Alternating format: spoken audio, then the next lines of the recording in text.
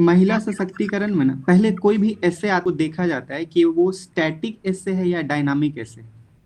जैसे कि बिहार का कोई लोकोक्ति पूछता है तो बहुत डायनामिक लगता है, कि उसका मतलब एक तरह का उसको बोल सकते हैं कि कॉन्सेप्चुअल सवाल पूछता है। जबकि महिला सशक्तिकरण ऐसा टॉपिक है वो स्टैटिक लगता है। समझ रही हैं आप लोग? तो जैसे ही कोई क्वेश्चन आपको लगे कि स्टैटिक है ना, तो ऐसे से ना आप कुछ सवाल पूछिएगा। ठीक है, आप चाहे तो इसको लिख भी सकते हैं। पहला सवाल रहता है वाट, क्या। मतलब अगर महिला सशक्तिकरण का सवाल पूछा जाए तो आप सब मतलब जो क्वेश्चन के आगे ना ये लगाइएगा वाट, कि महिला सशक्तिकरण होता क्या है, उसको थोड़ा सा एक्सप्लेन करना है। उसके बाद दूसरा सवाल आ जाता है हाउ, महिला सशक्तिकरण को कैसे बढ़ाया जाए। तीसरा सवाल आ जाता है वाई, क्यों महिला सशक्तिकरण चाहिए। ठीक है, और महिला सशक्तिकरण नहीं हो रहा है तो उसके पीछे क्या कारण है। ठीक है, तो ये चार पैरामीटर पे ना ये ऐसे चलता है। आप लोग समझ रहे हैं हम क्या बोलना चाह रहे हैं? जो यस कि सर। कि सवाल आए ना तो उसे कुछ मतलब कोई भी स्टैटिक सवाल, कोई भी स्टैटिक सवाल, जैसे कि इस बार पूछा था कि 69th में कि साइंस एंड टेक्नोलॉजी का एक सवाल पूछा था, एग्रीकल्चर का सवाल पूछा था, ब्लैक मनी का सवाल पूछा था कि ब्लैक मनी कैसे है क्राइम और करप्शन का मेन कारण। तो ठीक है, तो इसमें भी वही सवाल पूछते हैं कि क्या है ब्लैक मनी, हाउ, कैसे ये क्राइम और करप्शन को बढ़ावा देता है, क्यों ब्लैक मनी है, और कहाँ कहाँ ब्लैक मनी का इस्तेमाल होता है। तो ये पहले तो कुछ सवाल पूछेंगे। ठीक है, तो एक ऐसे को अटेम्प्ट करने का ये एक पैटर्न है। ठीक है, दूसरा पैटर्न है ऐसे के सवाल को अटेम्प्ट करने का अदरवाइज कॉन्सेप्ट। ठीक है, कि अगर महिला सशक्तिकरण एक तो हो गया, ठीक है, कि महिला सशक्त हैं, अगर महिला सशक्तिकरण नहीं होगा तो क्या क्या प्रॉब्लम्स हो सकते हैं। तो उस पे भी एक ऐसे का पूरा ढर्रा चलता है कि महिला सशक्तिकरण नहीं होगा तो समाज में क्या असर पड़ेगा, पॉलिटिकली क्या असर पड़ेगा, इन्वायरमेंट पे क्या इफेक्ट पड़ेगा, इकोनॉमी पे क्या इफेक्ट पड़ेगा, कल्चर पे क्या इफेक्ट पड़ेगा, एडमिनिस्ट्रेशन पे क्या इफेक्ट पड़ेगा, रिलीजन पे क्या इफेक्ट पड़ेगा। ठीक है, तो हम तो ऐसे लिखते हैं ना तो एक फॉर्मूला बनाते हैं, आप चाहे तो उसको लिख सकते हैं। स्प्लीच का फॉर्मूला है SPLEECH, और लास्ट में AR लगा देते हैं। सर रिपीट कर दीजिए। S, S for Sachin Tendulkar, P Patna, L for legal, E for environment, economy और ethical, C for culture, H for historical, A for administrative,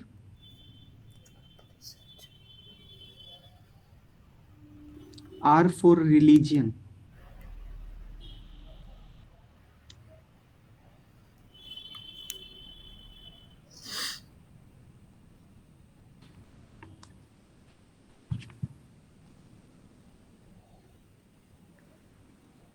ठीक है,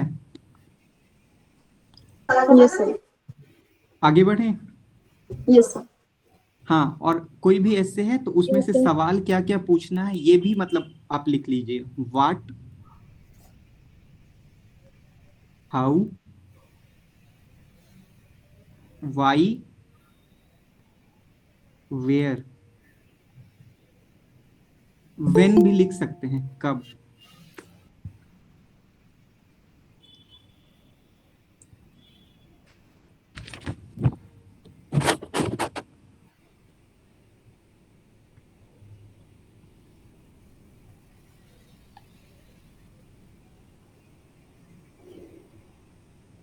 ठीक है, आगे बढ़े अब।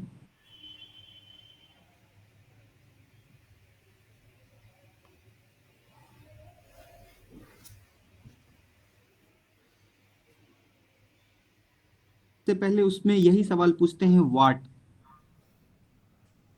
ठीक है, अच्छा हम प्लीज, एक सेकंड एक सेकंड। आ गया। ठीक है, तो कोई भी स्टैटिक सवाल जब आता है ना तो सबसे पहले वही सवाल पूछते हैं कि व्हाट, ये है क्या। तो अब आप लोग कोई क्वेश्चन बोलिए, हम उस पे बताएंगे कि हम इसको कैसे लिखेंगे, और आप भी सोचिएगा कि हाँ इसको ऐसे लिखा जा सकता है। जैसे सर ये चिड़ै के जान जाए लड़का के खिलौना, इस पे।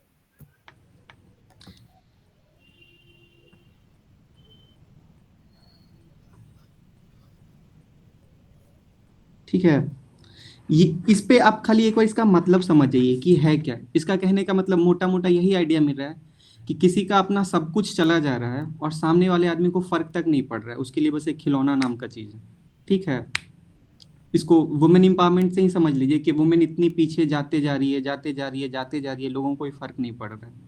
बस इतना बेसिक अंडरस्टैंडिंग आ गया ना हम लोग को कि इसका मतलब यही है कि कोई आदमी अपना सब कुछ कुर्बान कर दिया और सामने वाले आदमी को फर्क नहीं पड़ रहा है। ठीक है, और इसका सबसे बेस्ट है क्लाइमेट चेंज का एग्जांपल देना कि क्लाइमेट चेंज में क्या हो रहा है। कुछ लोग बहुत मस्त एसी में रह रहे हैं, अपना मस्त लाइफ जी रहे हैं, और बगल सी लेवल राइज के कारण कुछ लोग डूब रहे हैं, बिहार जैसा स्टेट फ्लडेड आ रहा है। ठीक है, तो इस पे ना आपको ना एक छोटा सा इंट्रोडक्शन हमेशा तैयार करके रखना है कि ऐसा टाइप में किसी को बहुत फायदा, किसी को बहुत नुकसान हो रहा है, तो उसके लिए एक छोटा सा इंट्रोडक्शन आपके पास रेडीमेड होना चाहिए।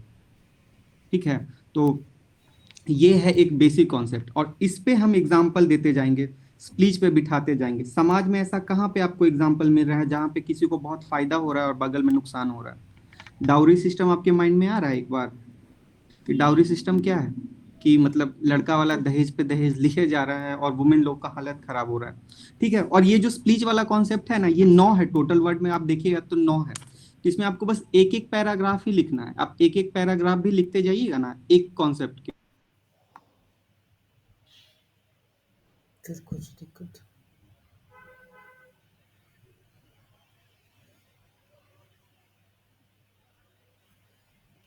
वर्ड का कुछ ना कुछ तो वो शब्द होता होगा ना। हाँ, तो वही हम एक्सप्लेन कर रहे हैं, जैसे कि एस ओके से स्टार्ट किए सोशल, सोशल मतलब सामाजिक।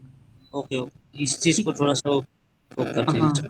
हाँ हाँ, उसी को एक, अब उसी वर्ड को हम एक्सप्लेन कर रहे हैं इसी एग्जाम्पल के थ्रू, चिराई के जान जाला लड़का के खिलौना पे। ठीक है, समाज में आप लोग देख लिए कि समाज में ऐसा एग्जाम्पल आपको मिल गया। इससे पता है मोर लाइक क्या है कि आपको एग्जाम्पल देना है। इससे कुछ भी पूछता है आप बस उस पे एग्जाम्पल देते जाइए, एग्जाम्पल देते जाइए, होते जाएगा आंसर, और कुछ नहीं है। कहीं कहीं तो ऐसे में पूरा का पूरा 15-15, 16-16 एग्जाम्पल ही आपको मिलेगा, उससे ज्यादा कुछ मिलेगा ही नहीं। ठीक है, तो पहले हम समाज पे देख लिए। पॉलिटिकली आपको कुछ नजर आ रहा है जहां पे किसी एक का बहुत फायदा हो रहा है, बगल में बहुत नुकसान हो रहा है पॉलिटिकली में। यस सर, एक दावरी का बोले तो लड़का वाला का बहुत फायदा हो रहा है, लड़के वाले को बहुत ज्यादा नुकसान हो रहा है। तो ये तो हम सोशल में ऑलरेडी लिख दिए, तो अब इसको पॉलिटिकल में तो नहीं लिख पाएंगे। पॉलिटिकली में आप देख सकते हैं करप्शन रिजर्वेशन का क्या। करप्शन हाँ, करप्शन लिख सकते हैं। और बताइए आप लोग। सर इलेक्शन में देख सकते हैं सर। हाँ, इलेक्शन में ब्लैक मनी का एग्जांपल हो सकता है इसमें। यस सर, हो सकता है। Yes sir. ठीक है, आप समझ पा रही हैं हम क्या बोलना चाह रहे हैं इस स्पीच के यस सर। थ्रू। ठीक है, यस उसके बाद आ गया लीगल एस्पेक्ट। ठीक है, जैसे कि पीआईएल क्या है। पीआईएल का नाम आप लोग सुनी है, यस सर, पब्लिक सुने। Penal interest. हाँ India। हाँ, पब्लिक इंटरेस्ट लिटिगेशन। इसमें यस क्या सर। कि हाँ कि गरीब आदमी लोग अपना केस खुद नहीं लड़ पा रहा है, उसके जगह पे कोई और लड़ रहा है।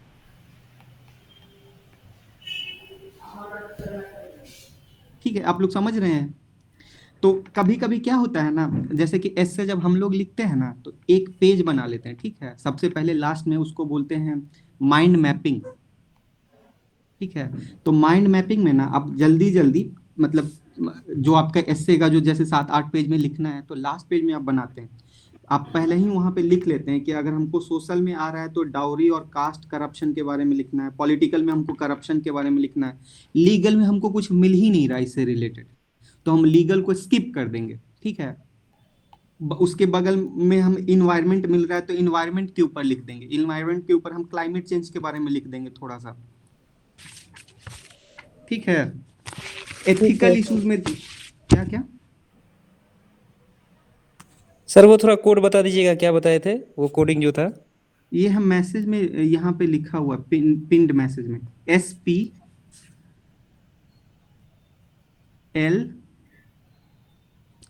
ट्रिपल ई CH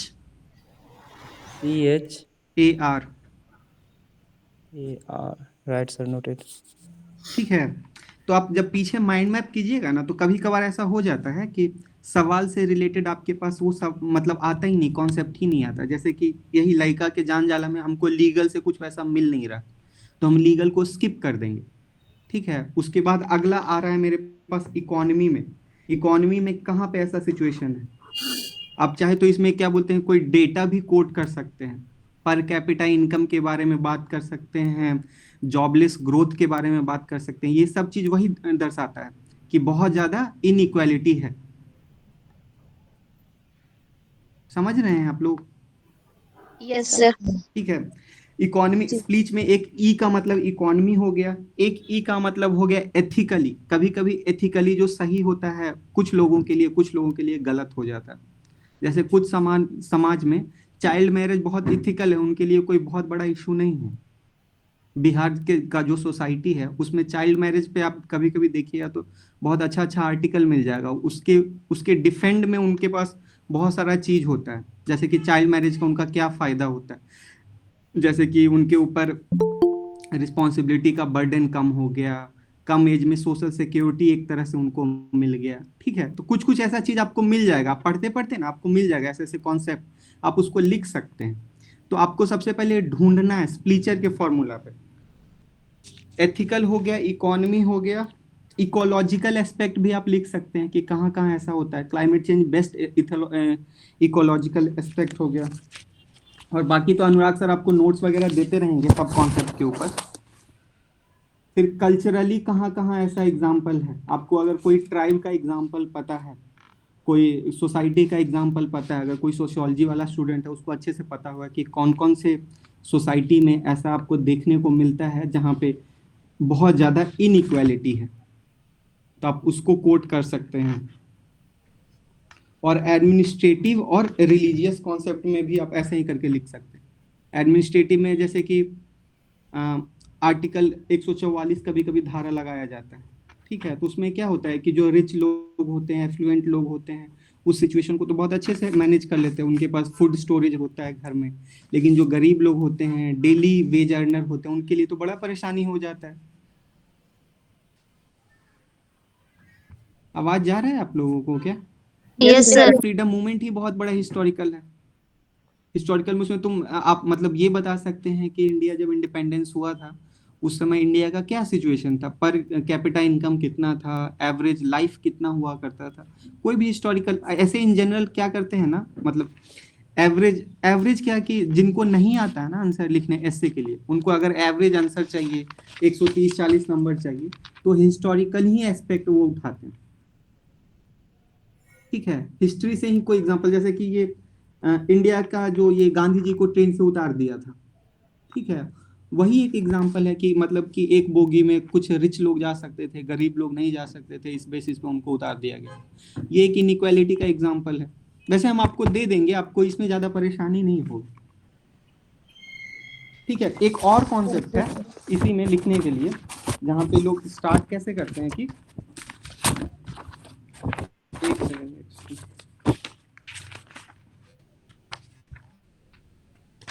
उसको लेवल कॉन्सेप्ट कहते हैं। ठीक है, कि जैसे कि आप ये सोचिए एक बार कि चिड़ई का जान जा रहा है, मतलब कोई अपना सब कुछ खत्म कर रहा है, और पास वाला आदमी जो उससे अफेक्टेड हो रहा है उसको कोई फर्क नहीं पड़ रहा, तो उसका क्या क्या इम्पैक्ट हो सकता है। ठीक है, इंडिविजुअल पे उसका क्या इफेक्ट पड़ सकता है, सोसाइटी पे ऊपर उसके ऊपर क्या इफेक्ट पड़ सकता है, फैमिली के ऊपर क्या इफेक्ट पड़ सकता है, और नेशनल के ऊपर क्या इफेक्ट पड़ सकता है। जैसे कि क्लाइमेट चेंज का ही एक इशू लेते हैं कि क्लाइमेट चेंज से पहले तो लोग डायरेक्टली नहीं इन्वॉल्व होते थे, लोगों को पता नहीं होता था कि हाँ चलो क्लाइमेट चेंज हो रहा है नहीं हो रहा है, उससे किसी को फर्क नहीं पड़ता।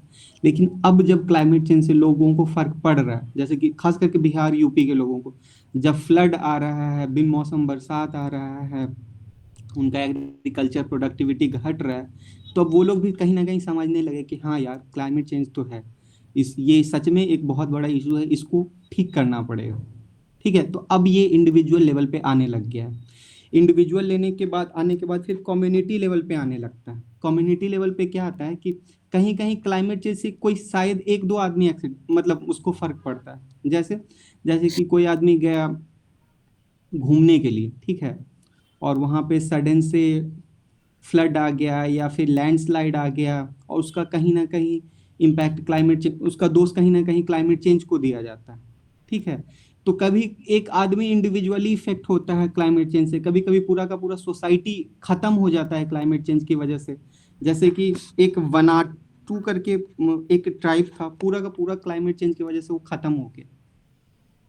अब तो क्लाइमेट चेंज काफी इंटरनेशनल टॉपिक हो गया। अब क्लाइमेट चेंज पे ही जब भी कहीं कोई भी मीटिंग होता है तो सबसे पहला डिस्कशन क्लाइमेट चेंज पे होता है। तो एक ये एस्पेक्ट भी है, ये भी हम एस्पेक्ट पे आपका एग्जाम ये हम भेज देंगे, पूरा का पूरा लिखा हुआ है जो भी मेरे सर एक जैसे आप अभी इंटरनेशनल का बोले, तो वो जो अभी इजराइल और हमास का युद्ध चल रहा है, तो वो मतलब जो यूएसए है वो बस अपना मतलब वेपन्स होते हैं, वो हथियार सप्लाई करने के ही चक्कर में रहते हैं, तो ये हो सकता हाँ, तो है क्या इसमें आप एग्जाम्पल? जैसे कि ये चिड़ै के जान जाला में ना, इसमें ह्यूमैनिस्टिक अप्रोच आप बता सकते थे कि हाँ, जैसे कि बेसिकली लगभग 26,000 हमास ये क्या बोलते हैं गाजा के लोग मर गए, ठीक है, और जो ग्लोबल पावर्स है इनको कुछ नहीं फर्क पड़ रहा है, लोग अपना आर्म सप्लाई में लगे हुए हैं। तो ये आप इंटरनेशनल को अगर इसमें इंटरनेशनल भी आप अगर डाल सकते थे तो इंटरनेशनल में आप ये वाला डाल देते तो और अच्छा आंसर हो जाता। और इनफैक्ट एसए में जिनको ज़्यादा मार्क्स आया है ना, उनको इसी बेसिस पे ज़्यादा मार्क्स आया है कि उन्होंने करंट को बहुत ज़्यादा इन्वॉल्व किया है आंसर राइटिंग में। ठीक है, और जैसे कि कुछ कुछ जो इम्पोर्टेंट चीज़ है, जैसे कि ऐसे में बहुत लोग गांधी को कोट करते हैं, नेहरू को कोट करते हैं, या फिर अब्राहम लिंकन को कोट कर सकते हैं, लेकिन हम लोग बिहार में हमारे पास बहुत अच्छा अच्छा ऑलरेडी एग्जाम्पल मिला हुआ है, आप लोग उनको कोट कीजिएगा ना तो ज़्यादा अच्छा मार्क्स आता है। जैसे कि फॉर एग्जाम्पल की अगर हम लोग बात करते हैं स्टबर्नेस के ऊपर, जिद के ऊपर, कि कैसे गांधी जी जिद अपने जिद पे आ गए, उनको ट्रेन किया था, तो आप वहां से अगर कोई ऐसा इशू मिलता है जहां पे आपको लगता है कि सैनिटाइजेशन या क्लीननेस के ऊपर बढ़ावा का बात कहीं से भी आपको डालने का मौका मिला, तो आपको बिंदेश्वर पाठक को जरूर कोट करना चाहिए। या फिर आनंद सर सुपर 30 वाले, कि कैसे उनको एक बार अपॉर्चुनिटी मिला था कि वो बाहर जाके, मतलब अब हमको नहीं पता कौन सी यूनिवर्सिटी में जाके उनको पढ़ने का मौका मिला था, लेकिन जब वो नहीं जा पाए तो उन्होंने ये एक ऐसा प्रण ही ले लिया था कि वो बिहार के स्टूडेंट्स को आगे बढ़ाएंगे। ठीक है, तो आपको ऐसा ना, जैसे ये सब चीज आपको मिलते ही जाएगा, आप ऐसे पढ़िएगा लिखिएगा ना तो ये सब आपको कॉन्सेप्ट मिलेगा, और ये अब आपके ऊपर है कि उसको सोशल में डालिएगा। जैसे कि अब बिंदेश्वर पाठक वाला इशू है कि वो क्लीननेस के ऊपर बहुत ध्यान दिए, तो आप उसको क्या चीज में डालिएगा, सोशल में डालिएगा ना कि इन्वायरमेंट में डालिएगा। सोशल सोशल सोशल में भी डाल सकते हैं इसको, इन्वायरमेंट में भी डाल सकते हैं। या फिर दशरथ मांझी वाला इशू है तो उसको हिस्टोरिकल एस्पेक्ट में भी डाल सकते हैं। ठीक है, इसको एडमिनिस्ट्रेटिव फेलियर में भी कभी कभी डाल सकते हैं कि एडमिनिस्ट्रेशन का फेलियर था जिसकी वजह से एक डेथ हुई, और एक ऐसा इंडिविजुअल इंसान को ऐसा नौबत आ गया कि उसको खुद पहाड़ काटना पड़ा, और फिर भी एडमिनिस्ट्रेशन उसको मदद नहीं किया, और जो भी 18 साल या 20 साल लगा उनको पहाड़ काटना पड़ा। कभी कभी एडमिनिस्ट्रेशन के मतलब नाक के नीचे ही कुछ कुछ ऐसा चीज होते रहता है जो पता नहीं चलता। ठीक है, तो ऐसे ऐसे आपको खुद मिलते जाए, जैसे कि डेली का जो करंट अफेयर्स न्यूज़ चलते रहता है उससे आपको कुछ ना कुछ ऐसे पॉइंट्स मिलते जाएंगे जिसको आप कोट कर सकते हैं एस्से में, उसको आप अपना एस्से के फॉर्म में लिख सकते हैं कि हाँ यार इससे मस्त एस्से, इसका एक पॉइंट बन जाएगा। जैसे कि गाजा वाला भी इंटरनेशनल वाला इशू में कितना बड़ा ह्यूमैनिटेरियन क्राइसिस चल रहा है, वहाँ पे 26,000 से ज़्यादा लोग मर गए हैं, ज़्यादातर लेडीज़ और बच्चे हैं, लेकिन फिर भी ग्लोबल पावर को कोई फर्क ही नहीं पड़ रहा है।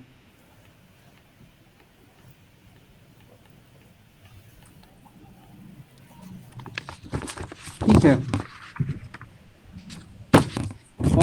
और फिर जैसे कि जब ये सब स्पीच एआर कर देते हैं ना, उसके बाद ना स्पीच एआर में ना कहीं हमको जगह नहीं मिला जेंडर इशू को कैटर करने के लिए। ठीक है, तो जेंडर में लोग जनरली क्या करते हैं, खाली वुमेन को लेके छोड़ देते हैं कि हाँ वुमेन से रिलेटेड हो गया सब कुछ। LGBTQ कम्युनिटी के बारे में कोई बात ही नहीं करते, ठीक है। तो आपको ये जो स्पीच का फॉर्मूला में अगर आपको स्पेस मिलता है और आपके माइंड में हमेशा रहता है, तो इस इशू को हमेशा कैटर कीजिए, ठीक है। जेंडर वाला इशू को, जेंडर वाला इशू मैंने बस वुमेन्स का इशू को टच करके छोड़ना नहीं है, उसमें LGBT कम्युनिटी के बारे में ही लिखना है। उसके बारे में मतलब जरूर आप 1 लाइन 2 लाइन 3 लाइन में अगर मेंशन कर देते हैं तो बहुत शानदार आंसर बनेगा। क्योंकि जब वो पढ़ता है ना तो आप छोटा छोटा पैराग्राफ में लिखते हैं, तो वो देखता है कि आप क्या क्या चीज़ को टच किए। उनका ये नहीं है कि वो पूरा लाइन बाय लाइन ऐसे कभी नहीं पढ़ते, वो बस देखते हैं कि आपने सारे डायमेंशंस को कवर किया है कि नहीं, आपने सोशली लिखा है कि नहीं, पॉलिटिकली लिखा है कि नहीं, इन्वायरमेंट को कैटर किया है कि नहीं। आप इस एस्से को, एस्से का वो उनको ये डालने के पीछे उनका मेन रीज़न यही रहा था कि स्टूडेंट्स को किसी भी चीज़ के बारे में वाइड पर्सपेक्टिव में, उसको बोलते हैं इंग्लिश में बर्ड आई व्यू के बारे में पता है कि नहीं। कुछ अगर चीज़ हम उनको देते हैं स्टूडेंट को, उससे वो मल्टीपल कितना डायमेंशन में सोच सकते हैं, ठीक है। उनका एस्से लाने के पीछे बस यही एक कॉन्सेप्ट था और कोई कॉन्सेप्ट नहीं था कि हम एस्से क्यों लाते हैं। पहले क्या होता था, लोग रट्टा मार के चले जाते थे पेपर 1 पेपर 2 और ऑप्शनल जिनका अच्छा रहता था उनको रैंक मिल जाता था। लेकिन जब वो जाते थे एडमिनिस्ट्रेशन में काम करने, तो उनको बहुत सारी चीज़ों का समझ ही नहीं होता था। कोई भी अगर आदमी पॉलिसी लाता है तो देखता है ना कि इस पॉलिसी का क्या फार रीचिंग इम्पैक्ट हो सकता है, क्या क्या इससे इफेक्ट हो सकता है, क्या क्या प्रॉब्लम्स अराइज हो सकता है, क्या क्या सॉल्यूशन ये प्रोवाइड करेगा। और ये एस्से से बढ़िया कोई चीज़ नहीं एक्सप्लेन कर सकते, क्योंकि एस्से ही ऐसा चीज़ है जिससे आप पूरा सारा डायमेंशन देख सकते हैं। एस्से में आप समाज के बारे में देख सकते हैं, एडमिनिस्ट्रेशन के बारे में देख सकते हैं, इकोनॉमी के बारे में देख सकते हैं, हिस्ट्री के बारे में, कल्चर के बारे में, जेंडर के बारे में, सब चीज़ आप अच्छे से सोच सकते हैं। वो भी बहुत कम समय में, लगभग मतलब बोलिए ना 1 घंटा में आपको पूरा सोचना है, असेंबल करना है, लिखना है, तो उस पर आपको अच्छा मार्क्स मिलता है। और इससे बहुत स्कोरिंग है। 68 में तो क्या किया था कि एवरेज मार्किंग कर दिया था, क्योंकि उन लोगों को भी आइडिया नहीं था बहुत ज़्यादा कि कैसे एस्से का पेपर चेक करना है। लेकिन 69th में शायद नहीं करे, और वो इससे बहुत अच्छा स्कोरिंग सब्जेक्ट होगा। जितना ध्यान आप लोग अगर पेपर 1 पेपर 2 में स्कोर करने का चक्कर लगाते हैं, अगर उतना ध्यान अगर आप एस्से में दे देंगे ना तो बहुत ज़्यादा स्कोर आएगा। अब लोग पूछिए कुछ सर को। अब किन्हीं ने पूछा है कि एस्से में मैक्सिमम कितना मार्क्स आएगा। अभी तक तो 170-75 ही देख पा रहे हैं जहां तक आया है, और एवरेज स्कोर जिनका आ रहा है उनका 160-65-70 रहा है। और सर 200 तक जा सकता है कि ऐसे में?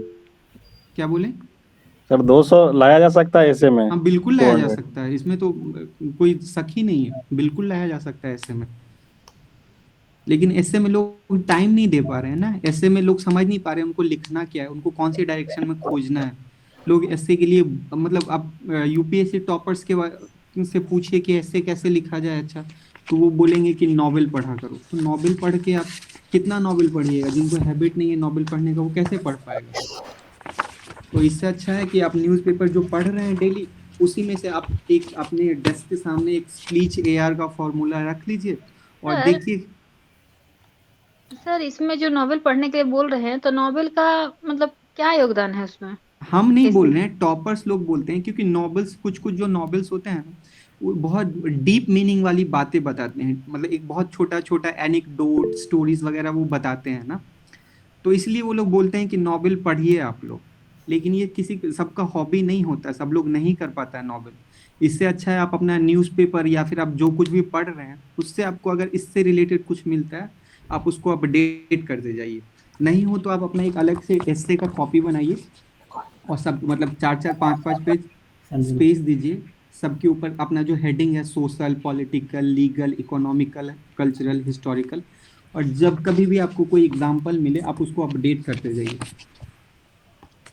सर इसमें अगर फॉर एग्जांपल अगर वुमेन एम्पावरमेंट है, तो अगर हम सोशल एस्पेक्ट को लिख रहे हैं, तो अगर हम उसको पॉलिटिकल एस्पेक्ट को दिखाना चाहते हैं तो उसमें कोई लिंकिंग स्टेटमेंट भी लिख सकते हैं? हाँ मतलब एक ऐसे का ये या फिर तरीका है। डायरेक्टली हम लोग सोशल एस्पेक्ट को बता रहे हैं, उसका फिर डायरेक्टली हम पैराग्राफ चेंज करके पॉलिटिकल बताने लगे? नहीं वैसे नहीं, जैसे कि आप सोशल एस्पेक्ट लिख रहे हैं ना, तो जैसे ही उसका लास्ट सेंटेंस आएगा ना तो आपको अगले पैराग्राफ से लिंक करने के लिए सोचना पड़ेगा। जैसे कि आप ये बता सकते हैं कि ना बस सोशली पॉलिटिकली भी वुमेन का पोजीशन बहुत अच्छा नहीं रहा है, जैसे कि, और नेक्स्ट पैराग्राफ में आप स्टार्ट कीजिएगा कि पॉलिटिकली वुमेन का पोजीशन ऐसा है, और उसके बाद इन्वायरमेंट पे आना है, तो उसके बाद आप लिख सकते हैं कि रिसेंटली इंडिया का जो सुप्रीम कोर्ट है उसने ये बताया है कि अगर क्लाइमेट चेंज से आपको फाइट करना है तो वुमेन्स को आगे आना पड़ेगा। ठीक है, उसके बाद फिर अगला जो पैराग्राफ स्टार्ट कीजिएगा उसमें आप ये कोट कर सकते हैं कि कैसे वुमेन क्लाइमेट चेंज के लिए ज़्यादा इफेक्टिवली काम कर सकती है। जैसे वुमेन को बोला जाता है ना कि वो बहुत प्रिजर्व नेचर की होती है, उनको प्रिजर्वेंस अच्छा लगता है, तभी उनको मदरहुड का अवार्ड दिया गया है भगवान की तरफ से कि मदरहुड बस वुमेन ही बन सकती है। क्यों? क्योंकि उनको बचाना आता है, उनको प्रोटेक्ट करना आता है। और ये सुप्रीम कोर्ट ने खुद बोला था कि अगर क्लाइमेट चेंज को अगर कंट्रोल करना है तो वुमेन्स को आगे आना पड़ेगा। तो जैसे ही आपको लगे कि मेरा ये पॉलिटिकल खत्म हो रहा है, हमको अगला कॉन्सेप्ट पे आना है, तो आप जस्ट पीछे वाले पैराग्राफ में ही 1 या 1.5 लाइन में आप लिंक करना स्टार्ट कर देंगे। ठीक है, जैसे कि आप सोशल पॉलिटिकली आप करते करते आपको लग रहा है कि एडमिनिस्ट्रेटिव आना चाहिए, तो उसके बाद फिर आप तुरंत एडमिनिस्ट्रेटिव पे आइएगा। अगर आपके पास कोई अच्छा एग्जांपल है, किरण बेदी या फिर कोई strong women leader Sushma Swaraj, तो आप उनको उसी पैराग्राफ में स्टार्ट कर दीजिएगा कि हमारी जो पूर्व की जो विदेश मंत्री थी उन्होंने ये बताया था कि अगर आप चांद पे भी हैं तो आप हमें ट्वीट कीजिए, हम आपको निकालेंगे। उसके बाद आप फिर बता सकते हैं कि अगर 50% वुमेन्स जो हैं हमारी स्ट्रेंथ, अगर उनको एडमिनिस्ट्रेटिव स्ट्रेंथ दिया गया, उनको एडमिनिस्ट्रेशन में रोल दिया गया, तो वो क्या क्या चेंजेस ला सकते। तो पैराग्राफ के नीचे में आपको जब नया पैराग्राफ स्टार्ट करना है वहाँ से आपको लिंक करना स्टार्ट करना चाहिए, ताकि मतलब कि आदमी अगर पढ़े भी ना तो वो लगे कि हाँ मतलब सडन से जंप नहीं हुआ, पजल नहीं लगेगा। और पूछिए। इसे सर कोई कोड तो हम डालेंगे ही, तो कोई इससे रिलेटेड कोई स्टोरी भी डाल सकते हैं छोटा सा? इंट्रोडक्शन में स्टोरी डालिएगा तो अच्छा रहेगा, क्योंकि इंट्रोडक्शन वाला स्टोरी ही लोग पढ़ता है, बाकी तो बस वो खाली एस्पेक्ट देखते हैं कि आपने क्या क्या एस्पेक्ट पे आंसर लिखा है। स्टोरी तो डालना सही रहता है, लेकिन वही आपका स्टोरी कैसा स्टोरी है, यूनिक स्टोरी है, नॉर्मल स्टोरी है। लेकिन कुछ स्टोरीज हैं जो आपके पास होना चाहिए, जैसे कि अगर वुमेन के बारे में बात हो रहा है तो इंदिरा नूई का एग्जांपल आपके पास एक स्टोरी होना चाहिए कि इंदिरा नूई के साथ क्या हुआ। अरुणिमा सिन्हा जो थी वो फर्स्ट एम्प्यूटी वुमेन थी, वो हिमालय को वो चढ़ी थी। तो 2-4 स्टोरीज आपके हर चीज़ पे होना चाहिए, तो अच्छी बात है, वो आप इंट्रोडक्शन में लिख सकते हैं। और कोटिंग करना सर किसी का, जैसे कोई लीडर हुआ या कोई ग्रेट पर्सनालिटी हुआ, वो जो बोलते हैं उसका कोटिंग। तो कोटिंग ये तो हम लोग का पहला ही क्लास है ना। अगर हम अभी स्टूडेंट्स को बताने लगे कि आपको कोट करना चाहिए, तो वो अब इसी में खो जाएंगे कि अब हम कोट कहाँ से ढूंढे सबका। अच्छा एक पहले बेसिक अंडरस्टैंडिंग बना लीजिए कि ऐसे लिखा कैसे जाता है। अभी तो बहुत सारे स्टूडेंट्स बिल्कुल ब्लैंक हैं ऐसे कोट में। वाला तो एक दृष्टि दे दिया है सर, दृष्टि का एक बुक आता है पतला सा, जिसमें बहुत सारा मतलब ऐसे के लिए, हाँ तो उसमें बहुत सारा ऐसा दिया हुआ है, उसको आप ले सकते हैं। हाँ, एक तो जगह। लेकिन अगर आप लिख पाते हैं तो इसमें कोई दिक्कत नहीं। आगे वाले क्लास में हम आपको बताएंगे कि कोट कैसे लिखना चाहिए, शुरू में लिखना चाहिए, बीच में लिखना चाहिए, पीछे लिखना चाहिए। लेकिन पहले मेरा यही मोटिव था कि आप लोग को ये बताएं कि ऐसे लिखा कैसे जाता है। एक बेसिक कॉन्सेप्ट क्या है कि मतलब जिसको ऐसे नहीं भी लिखना आता है वो अब मिला जुला के 3-4 पेज में कुछ ना कुछ तो लिख ही देगा, उसका आंसर ब्लैंक नहीं जाएगा। तो एक बेसिक कॉन्सेप्ट ये है। हम अगले लेक्चर में आपको कोट्स के बारे में बताएंगे, जैसे इंदिरा नूई का कोट है, जीडी एंडरसन का, माया एंजेलियो का, हिलेरी क्लिंटन का, ये सब अच्छा कोट है मेरे पास। सर जो कंक्लूजन पार्ट होता है उसको इंटरलिंक करके लिखना पड़ता है, जैसे जितना भी हम ऊपर का ऐसे लिखे उसका समरी लिखना पड़ता है। हाँ, उसका समरी लिखना पड़ता है। जैसे कि आप पूरा का स्पीच लिखे ना, स्पीच वाला फॉर्मूला पे, तो उसमें आप लिख सकते हैं। जब लास्ट पैराग्राफ आप स्टार्ट कर सकते हैं, तो उसके बाद बताइएगा कि हम ऊपर वाले एसे में क्या क्या लिखें, जहाँ पे हमने सोशली देखा कि क्या इश्यूज था वुमेन से रिलेटेड, पॉलिटिकली हमने उसको कैसे सॉल्व करने का कोशिश किया, एडमिनिस्ट्रेशन में कहाँ कहाँ लैक हो रहा है, क्या क्या किया जाना चाहिए, ये सब चीज़ आप उसको समराइज कीजिएगा। पूरा का पूरा समरी में आप डालिएगा कि मतलब सामने वाला ऐसे वाला अगर पूरा का पूरा ऐसे नहीं भी पढ़ा है तो उसको एटलीस्ट ये आइडिया मिल जाएगा कि आपने क्या क्या एस्पेक्ट को टच किया। ठीक है, जैसे कि पेज का ना 3/4 मतलब 75% में ना आप पूरा का पूरा उसको समराइज कर सकते हैं। उसमें आप लिखिएगा यही कि सोशली हमने देखा कि क्या है। अगर आपने कोई कोट या कोई स्टोरी से स्टार्ट किया था, ऐसे जैसे इंट्रोडक्शन में आपने अगर किसी का स्टोरी दिया था, ठीक है, जैसे कि अगर महिला सशक्तिकरण का अगर आपने स्टोरी दिया था अरुणिमा सिन्हा के बारे में या फिर सुषमा स्वराज या फिर कोई भी वुमेन के बारे में, तो आप उसको लास्ट में बताइएगा कि हाँ कैसे अरुणिमा सिन्हा ने सोशली उनके साथ ये हुआ था, पॉलिटिकली उन्होंने ये किया, इकोनॉमिकली उनके साथ ऐसा ऐसा उन्होंने स्टेप्स लिया था। तो ये सब चीज आप उसको समराइज कीजिएगा लास्ट में। और इनफैक्ट कभी कभी आपको मतलब नहीं भी लिखते हैं ना, जैसे कि अगर हमको लीगल एस्पेक्ट नहीं मिला तो वहां पे ब्लफ गेम खेल देता है कि हाँ लीगली भी हम लोगों ने देख लिया है ऊपर, क्योंकि उनको इतना इतना पेपर चेक करना होता है, वो उतना थोड़ी करते हैं, लेकिन वो देख लेते हैं कि हाँ इन्होंने समराइज कर दिया ऐसे को कि ऊपर क्या चीज के बारे में बताया गया है और नीचे क्या क्या लिखा है फाइनली। उसको बोलते हैं थीसिस स्टेटमेंट कि आपने मतलब थीसिस देके ये फाइनली अपने आंसर को कंक्लूड किया।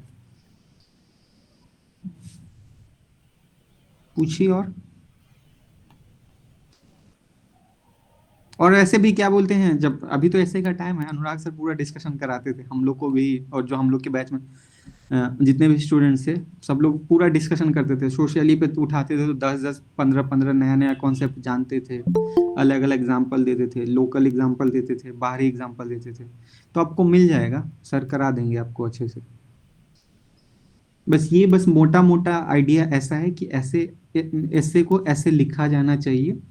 ये एवरेज मोर मतलब नॉर्मल है कि इसमें आपको एवरेज से बेटर मार्क्स मिल जाएगा। और इसी में अगर आपको अच्छा करना है तो आपको कुछ अच्छे कोट्स आने चाहिए, कुछ अच्छे एनेक्डोट्स आने चाहिए, अच्छे वर्ड्स आने चाहिए। ऐसे में क्या है कि अगर सुंदर सुंदर शब्द का आप इस्तेमाल कीजिएगा तो वही आपको 4 नंबर 5 नंबर एक्स्ट्रा मिल जाएगा। ऐसे में किसी को 220 225 कभी नहीं मिलने वाला, नहीं तो फिर जो कॉपी चेक करता है ना उसको जस्टिफाई करना पड़ेगा कि हम उसको इतना क्यों दे रहे हैं।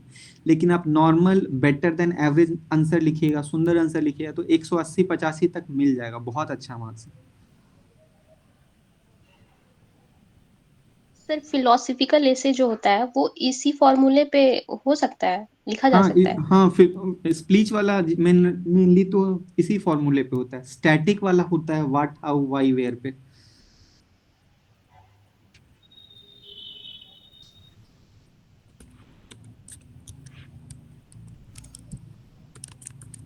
ना कि आपको रेगुलरली कुछ ना कुछ ऐसे में लिखते रहना चाहिए, छोटा छोटा कॉन्सेप्ट भी, छोटा छोटा पॉइंट भी।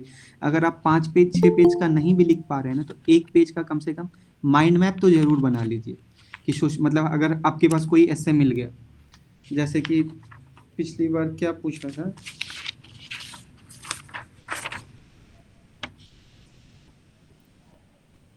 धोबिया के कुकुर ना घर के ना घाट के, ठीक है, आप इसको रख लीजिए। और इसका मतलब क्या है, ये एक सिचुएशनल क्राइसिस के बारे में बता रहा है। कोई एक ऐसा सिचुएशन आता है कि ना कोई आदमी इधर का रहता है ना उधर का रहता है, ठीक है। जैसे कि अभी एग्जांपल आप सीधे इसमें चले जाइए कि हमास का और गाजा पट्टी वाला इशू था या फिर यूक्रेन वाला इशू। इंटरनेशनल में आपको बेस्ट मिल जाएगा कि आपको मतलब बहुत अच्छे से आप उसको लिख सकते हैं बिना कोई कंट्रोवर्सी किए। उसके बाद फिर आप उसको स्पीच के फॉर्मूला पे या फिर व्हाट हाउ व्हाई वेयर के बारे में ऐसा लिख सकते हैं। स्टूडेंट पे भी सर, क्या बोले? स्टूडेंट पे भी सर इसमें हो सकता है कि बहुत सारा हम लोग एग्जाम देने लगते हैं, अलग अलग पार्ट में बढ़ जाते हैं, न इधर मेरा एसएससी होता है न यूपीएससी हो पाता है। तो आप इसमें भी इसको सर लिखिएगा, स्पीच में बिठाइएगा कहाँ पे? हाँ इसको लेकिन बैठा नहीं सकते हैं। हाँ नहीं मतलब आप ये अच्छा चीज है, लेकिन आपको इससे स्टूडेंट से ज्यादा अच्छा चीज आपको मिल जाएगा। आपको सोशल में समाज में कहीं ढूंढिएगा ना तो आपको ऐसा मिल जाएगा, और ठीक है। तो आप ऐसा मतलब एक तो स्टैंडर्ड होता है, बोलने का तो कुछ भी लिख सकते हैं, लेकिन आपके पास सोशल में ही देखिए ना बहुत सारा एग्जाम्पल हो जाएगा कि ना आदमी इधर का रहता है ना उधर का रहता है। सर मैं ये पूछ रहा था कि जैसे कोई भी टॉपिक है तो उसको जैसे स्प्लिच पे बैठा है या उस पे व्हाट वाई हाँ इसको कैसे मतलब डिफाइन करेंगे सर कि इस पे इसको हम किस पे बैठा कर देख सकते हैं लिखने के लिए? तो ज्यादातर जो स्टैटिक क्वेश्चन होता है ना, उसमें पहले व्हाट हाउ व्हाई वेयर करते हैं। जैसे कि पूछा जाएगा ब्लैक मनी के बारे में, या फिर इस बार पूछा था नेशनल एजुकेशन पॉलिसी के बारे में, ठीक है। तो ये सब चीज हो गया जो पूरा का पूरा स्टैटिक हो गया। तो आपको इसको एक्सप्लेन करना पड़ेगा, नेचुरल एजुकेशन पॉलिसी के बारे में क्या है, तो पहले आप उसको डिस्क्राइब कीजिएगा, तभी ना होगा कि नेशनल एजुकेशन पॉलिसी क्या है। उसके बाद अगला उसमें क्या था कि what is national education policy, what are advantages and disadvantage of national education policy. तो इसमें आपको दोनों में से कोई फॉर्मूला नहीं बैठेगा, आपको बस नेशनल एजुकेशन पॉलिसी पता होना चाहिए और क्या इसका फायदा और क्या इसका नुकसान है, ये आपको लिखना है। और ये मोर लाइक जीएस का आंसर टाइप का चलेगा। लेकिन आप ये एक फॉर्मूला बना लीजिए कि कोई मतलब जैसे कि सीधे डेफिनेशन टाइप का कोई सवाल पूछ लिया, उसमें what how why where when वाला कॉन्सेप्ट लगाना है। कि सबसे पहले जैसे सवाल आया, इसी बार पूछा था ब्लैक मनी के बारे में, ठीक है, कि black money is the main cause of crime and corruption, ठीक है। तो इसमें आपको सबसे पहले यही बताना पड़ेगा कि व्हाट इज ब्लैक मनी, क्योंकि बिना ब्लैक मनी को आप एक्सप्लेन किए हुए स्प्लीच के फॉर्मूला पे जा ही नहीं सकते। समझ गए? जी समझ गया। हाँ। और जो जैसे कि अब ये धोबी का कुत्ता ना घर का ना घाट का, या फिर चिड़ई के जान जाला लड़का के खिलौना में, आप इसमें व्हाट क्या पूछिएगा, इसका क्या मतलब, इसमें तो कुछ डेफिनेशन है ही नहीं। तो इसमें आप हाँ सीधे अपना कॉन्सेप्ट लगाना है स्पीच वाला, और उसी पे आंसर इसको लिखते जाना है। और जैसे जैसे आप पढ़ते जाइएगा, आपको हर एक सोशल पे, पॉलिटिकल पे, लीगल पे, इकोनॉमी पे, एथिकली आपको 4-4, 5-5 पॉइंट मिलते जाएगा। ये आपको नोट्स में अपना जमा करना है। इसमें आपको जैसे कि इस साल का वो बिंदेश्वर पाठक हो गए, आनंद सर हो गए, दशरथ मान जी हो गए, ये सब चीज हो गया। ये आपको कोट करना है, और इसको ये अब आपके ऊपर है कि बिंदेश्वर पाठक को आपको कहाँ इस्तेमाल करना है, सोशल एम्पावरमेंट में, कि वुमेन एम्पावरमेंट में, कि क्लीनिनेस में। ये सब चीज अब ये आपके माइंड के ऊपर है कि आप इसको कैसे बना के लिख रहे हैं। समझ रहे हैं? जी। और ये आपको जमा करना है। ये आपका काम हो गया कि अब आपको इन सब चीज पे जो 8-9 है, और सब पे बस एक पैराग्राफ ही लिखना है। ये नहीं कि बहुत सारा लिखना है, कि आपको पता चल गया कि आपको एडमिनिस्ट्रेशन पे 10 चीज आ रहा है तो आप खाली एडमिनिस्ट्रेशन पे ही लिख दिए। नहीं, आपके पास एक पैराग्राफ चुनना है, और वो आपका बेस्ट सॉर्ट होना चाहिए। 10 एग्जाम्पल आपके पास रेडी है, लेकिन आपके पास जो बेस्ट एग्जाम्पल है, कोई फेमस कोट है आपके पास, या फिर कोई फेमस राइटर का, या कोई पॉलिटिशियन का, मतलब बड़े पॉलिटिशियन, पुराने पॉलिटिशियन, नॉन कंट्रोवर्शियल, उनके द्वारा कुछ लिखा गया चीज है, तो आपको वो बेस्ट वाला अपना देना है। जैसे स्टूडेंट वाला वो इशू था, बहुत बढ़िया इशू, लेकिन उससे अच्छा आपको मिल जाएगा कुछ ना कुछ, तो आप उसको डालिए ना। और वो भी जो काफी एजुकेटेड हैं, उनके पास भी एक अलग स्टैंडर्ड है, उनके स्टैंडर्ड का मैच का आंसर रखेंगे ना। स्कूल वगैरह 10th-12th में तो आप कुछ भी लिख देते बच्चों वाला, तो वो भी समझ जाता कि हाँ चलो ये एक अच्छा इशू है, लेकिन उनके लेवल से और एक ये जो अधिकारी के लेवल से ना ये मैच नहीं करेगा। तो आपको ये भी माइंड में रखना चाहिए कि एक अधिकारी एग्जाम्पल दे रहा है, तो अधिकारी का एग्जाम्पल तो अधिकारी जैसा होना चाहिए। सर अभी जैसे वो अपने प्रधानमंत्री थे अटल बिहारी वाजपेयी जी, तो उनका भी ऐसे शब्द है या उनके भी कुछ लिखे हुए कविताएं हैं, वो सब भी आदमी लिख सकता है। लेकिन अवॉइड ही करना चाहिए। पता नहीं कि किसके पास कोई, अब कुछ लोग हैं जो अटल बिहारी वाजपेयी को बिल्कुल पसंद नहीं करते, तो ऐसे चीजों से बच के ही रहना चाहिए। जी, मतलब कि बेवजह की चीजों में नहीं फंसना आपको। जैसे अटल बिहारी वाजपेयी की जगह पे अगर आपको नेल्सन मंडेला का कोई कोट याद आ रहा है, या फिर आपको कोट ढूंढना है, जैसे कि गांधी कोट ऑन, आपको मतलब बैठे टाइम में गांधी का कोट है इन्वायरमेंट के ऊपर क्या बोले, तो 3-4 को आपको कोट मिलेगा ना, उसमें से एक छोटा सा कोट जो आपको लगता है कि आपको हमेशा याद रहेगा ना, वो आप उसको रख लीजिए, ठीक है। या फिर गांधी का थॉट क्या है इन्वायरमेंट पे, गांधी का क्या थॉट है वुमेन एम्पावरमेंट पे, ये सब 4-5 कोट आप लिख लीजिए उसको। और जब भी आप आंसर लिखिएगा तो वही कोट आप मेंशन कीजिए। और जो एसए का जो 3 क्वेश्चन होता है ना, तीनों को चेक अलग अलग लोग करते हैं। आप ये मत सोचिए कि अगर हम गांधी का एक ही कोट 2 आंसर में लिख दिए तब तो मेरा नंबर कट जाएगा। ऐसा नहीं होता है कि एक ही कोट, मतलब एक ही आंसर एक टीचर चेक करता है, दूसरा आंसर कोई और टीचर चेक करता है।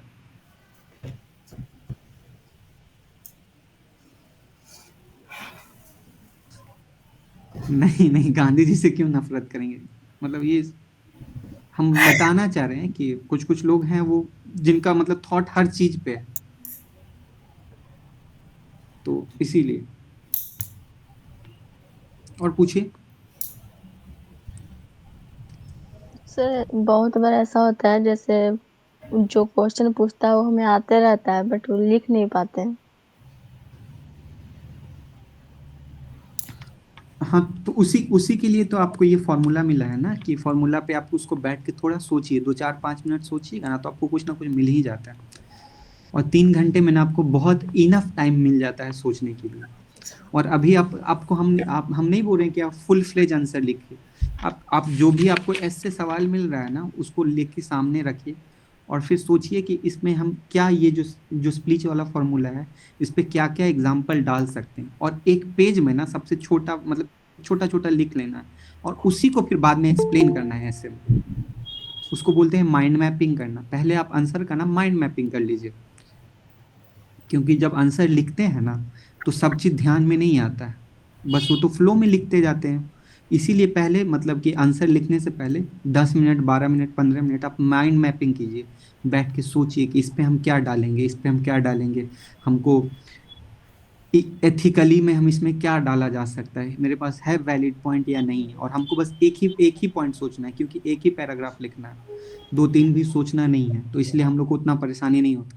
यूपीएससी वाला को 1000 वर्ड लिखना होता है ना, तो उसके लिए उनको सोचना पड़ता है ज्यादा कि क्या लिखें क्या नहीं लिखे। बीपीएससी हम लोग को 700 वर्ड में लिखना है, तो चिल है, मस्त 1 1.5 एग्जाम्पल मिल गया, हो गया। Okay sir. हाँ, गांधी, अंबेडकर, टैगोर, जो भी मिलता है अच्छे लोग, उनका आनंद महिंद्रा का भी कोट लोग करते हैं, तो ये सब भी आप कर सकते हैं। इसमें कोई ये नहीं है कि आप गांधी को। सर जैसे कोई हिंदी के कवि है तो उनको भी तो आदमी पोस्ट कर सकता है। हाँ हाँ, कर सकते हैं।